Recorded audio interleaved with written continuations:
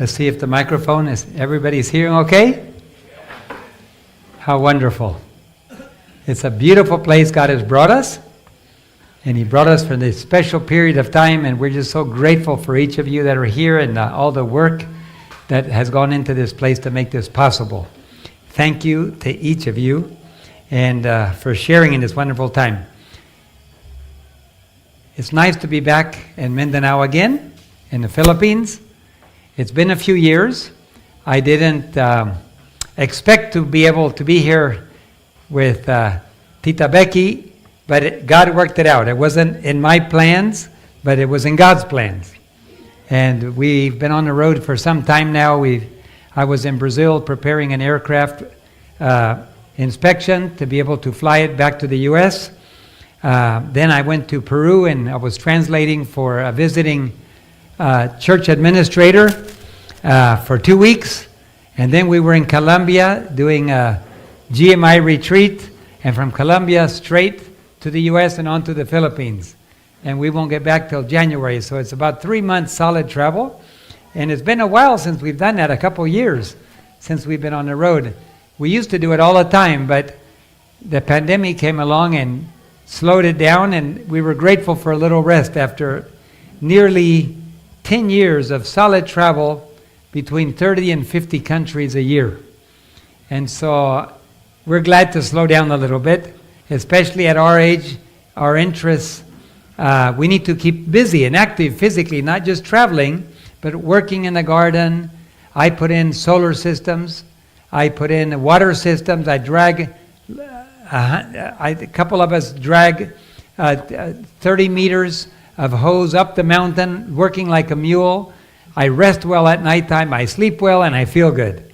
But if I stop doing that, my body starts complaining. So I realize as soon as I get back to Bolivia, I'm going to have to start working hard again. And then my body will thank me. We have to preserve our energies by keeping active at our age. Some people are born with a background that is very difficult. Others are born with a background that gives them a lot of advantages. I have to admit that my wife and I were both born with parents and grandparents that were consecrated to the Lord. And it gives you a lot of advantages. But as a result, God expects more of you because of all the advantages you were born with. And because of that, we were raised in Bolivia, South America, in missionary homes. Just to go back to the world and work and make a living would have been unacceptable. God was expecting that we would take what our parents gave us and run with it. And we did. I do have some 2 brothers and a sister. My wife has 2 sisters and a brother. And we've worked, we had a double wedding when we were married. 2 sisters got married to 2 missionaries. We all grew up together in Bolivia. And so my father-in-law came in with 1 daughter on one side, and he gave me 1, and he gave the other one. And we had a double wedding, and we've worked together all our lives. We worked together in Bolivia, we worked together in Mexico, we worked together in Peru, and we worked together in Guyana. And finally, they retired back to the U.S. and are watching over my mother-in-law and father-in-law. My father-in-law passed away, and my mother and father moved to Bolivia to live with us, and my mother passed away last year. And so my father is still very active, a little unstable on his feet, but he preaches great sermons, and the people just love to hear his sermons because he's a very good theologian, and in church history especially. And he brings to light church history that many people don't know about. And that's a very educational thing. If you don't know where you came from, you don't know where you're going. You have to know your identity. And so my dad is very good at that. And we've dedicated, my wife and I have been flying together for 44 years. She's been my co-pilot, and we've been flying together and doing ministry and health work and preaching around the world. But politics in the country, in South America, have made it difficult. We lost 2 airplanes because the Bolivian government decided to confiscate them. And and they sold them and for 1/10 the value of the airplane. But in the end, the government destroyed both airplanes after they sold them, and nobody's flying now. They will never fly again. So we are praying that the Lord will let us have some other airplanes, and we hope to soon be able to fix up some airplanes and get them flying to replace the work that we started. Looking back, as you look back over your life, when I was young, I looked forward to my life. Now that the majority of the work has been done, I'm looking back on life. It's interesting how you analyze. Have I done what I should for the Lord? Have I been the most efficient? What about the mistakes that I've made? What about the opportunities maybe that I haven't seized? What about current opportunities? What was God wanting me to do today with the experience that I've acquired, that my wife and I have acquired? What does He want us to do? We can't keep up the same pace we used to. We used to fly all night and work all day. We'd fly on an 8-hour flight. We'd leave about 10 at night, and at 6 in the morning when the sun was coming up, we'd be landing in another country far away or across the Caribbean. And we'd be landing, and then we'd work with the team all day and a couple days there, and then we'd fly all night so that we could take advantage of the time. And from North America to South America and back every couple of weeks, maybe 3 weeks, maybe 4 weeks, but we've done it at least 50 or 60 round trips flying from North America to South America. And each trip was around 30 to 40 hours of flight time. My poor children grew up in an airplane flying untold hours. They would just cover their head and go into hibernation. So even though some of my children have learned how to fly, most of them don't like to fly anymore. It was too painful to fly those long hours. And we thank the Lord for the privileges, but as you reach a certain age, you look back on your life and you ask yourself some serious questions. And the question is, what have I done for God, and what has God done for me? And we can always ask ourselves those questions. Because as you analyze your life, you realize that God has faithfully kept His promises throughout your life. And when I was 18 years old, I made a key decision. Now, I wanted to learn how to fly when I was 16. My father said, "We don't have enough money for you to learn how to fly. If you're going to fly, you're going to have to work. But at 16, what kind of job can you get that will pay for flying lessons?" Well, my dad got me a job as a janitor, working at the academy. And 2 days a week, 2 hours a day, I would work every day after school, and I was looking forward to making a little money. But then when I finished the month and I went to collect my money from the school, they said, "No, your father gave instructions that all the money you earn goes onto your school bill."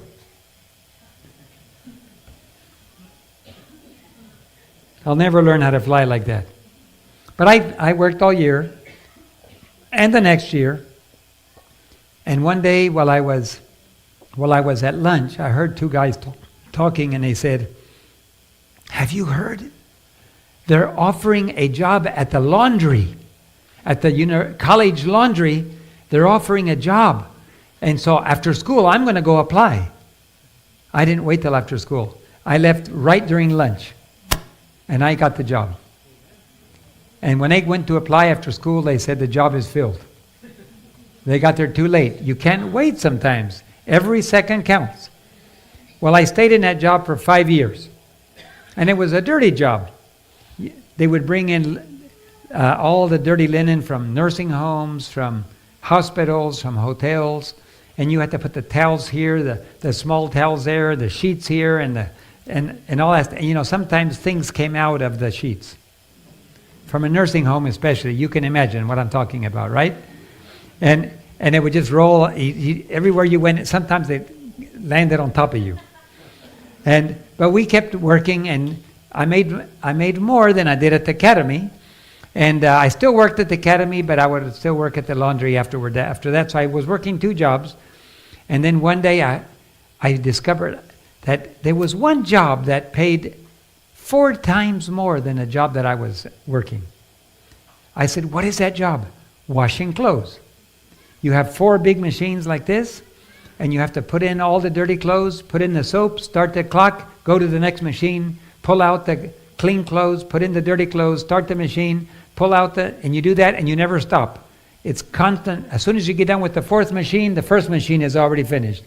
So it's very hard work, and it's on a hot day, the steam comes out of the machine, and you have to reach in there and pull out 200 or 300 pounds of clothes and throw in 200 pounds of dry clothes and go and do that nonstop for hours on end. I wanted the job, so I applied. And the supervisor said, I'm sorry, but there's a long line of people who want that job too. So you'll be number 10 in line. You'll probably never get the job. And that's when I learned about volunteer work. I went to one of the workers and I said, I will help you for free if you will teach me. And he said, you work for free? Well, I mean, they're not going to pay me, but I want to learn that job. So I became very good, and he would just stand and watch, and I would do all the work, and he got paid. But pretty soon I was very good at the job. And one day he told me, since you're so good, I'm going to go play some soccer, some football. And you keep working. And I'll come back. You don't need supervision anymore. I said, sure, I'll be happy to do that. And so I kept on working, and a supervisor came out and said, where is Gary? I said, oh, he went to play ball. He said, but I'm doing his work. It's not a problem. Well, it is a problem for me because he's checked in and we're paying him. He has to be present. He went to play ball. I know. I gave him permission to play ball because I was going to do his job. He said, you keep doing the job. He's fired. When he came back, he didn't have a job anymore. And I stayed on that job for about 3 years. And that's how I paid for my flying. And Aunt Becky comes along and says, I would like to learn how to fly. And so she started flying too. And the Lord put us together. But when I was 18, I had a job offer that was twice as much as that job. Unfortunately, it was not a job that a Christian would do. But I accepted. And I was supposed to start the next week. And I said, with that kind of money, I could really pay for my flying. And I could pay for my girlfriend Becky as well. But that night I couldn't sleep. I rolled and rolled, 1 o'clock, 2 o'clock. And the Lord was saying, David, that's not the job for a Christian. I know, but it pays very well. But that's not the job for a Christian. Well, how am I supposed to pay for my studies if I can't make money? But that's not a job that you should do. I have called you to a better job. I was angry. But finally at 2 o'clock, I made my decision. Okay, Lord, I'm not going to fight with you, but I'm going to make a deal with you. I will not take the job because it's not for a Christian. You have better plans for me. But from now on, anything that happens to me is your fault. And God said, it's a deal. And from the time I was 18, everything lined up. I finished my flying lessons. Before I turned 19, I already owned an airplane. I always gave double tithe, 10% tithe, 10% offering. And the Lord just kept multiplying. My 2 brothers are physicians, and they make quite a bit of money. Now, but when I was a teenager, I always was the rich one in the family. And now we hardly make very much personal money, but the Lord has blessed the ministries around the world. And if you look at what God has blessed all the ministries, it's at least 100 times bigger than what my two brothers make together. It means that God has used the ministries to be able to work and reach the world, and He's the one that's paying for it. In the end, God is the one that's responsible for the finances. If the work be of God, we are told, then He Himself, in Desire of Ages, in the chapter, Give Ye Them to Eat. If the work be of God, then He Himself will provide the need. So after working for the church, and I got to tell you that I've worked in a lot of different areas. This is a part testimony tonight, but as I look back on my life, that is what has encouraged so many people. If God will do something for Uncle David, then He can do something for me as well. Because God doesn't have favorites. And so we worked for the denomination for 30 years. Part of it was as a registered nurse, as a hospital administrator, as ADRA director, as IT director, as communication and department director for 3 unions in communication and ADRA. For 15 years we were department directors. I was a department director in 3 different unions, but then I worked in hospital administration, then we worked in medical work, then I taught in the graduate business school for Andrews University. I taught software engineering for Caribbean Union College. We did a lot of things. And finally, we ended up with our first love again, and that is working in the jungles with barefoot people. That was our first love. And it's interesting that after we left Caribbean Union College, they called me. I was already in the jungles of Guyana working with my 5 children and my wife. And they called me and said, "We got a problem in IT. Can you come back and fix it?" And I said, "Well, you've replaced me. I'm not the director anymore. But you have to fix it because there's fighting among the team. And you have to come with authority and fix it." But how can I come from outside and I'm not even a director of the department? How can I fix it? But you have to fix it. And then I came up with a solution. Well, if the union will vote me to be the vice president of technology for the college, I will come in as a vice president. I can fix the problem. Perfect, done deal. So they voted me to be the vice president. So I came back from the jungles, and I went back, and I called the team together. I said, "Hello, team. I'm the new vice president for technology. So we're going to reorganize everything." And everybody said, "Yes, sir." We sat down, we fixed the problem. Everybody agreed with the solution. And I went to the college president and I said, "It's fixed." He said, "But aren't you going to stay on as vice president?" "No, I only came to fix the problem," I said. So 2 weeks later I left and I never was vice president again. Most people who are vice president, they want to stay in the job, right? Because it's a very nice job. But I just did it just to fix the problem. I was glad to help them, but I never went back again. And we wanted the jungles. That's where we wanted to raise our children. But that was our first experience after working for the denomination. We said, let's go experience volunteer work. You know, volunteer work is where the future of the church is. The 144,000 are all going to be volunteers. None of them are going to be employees. Who's going to support them?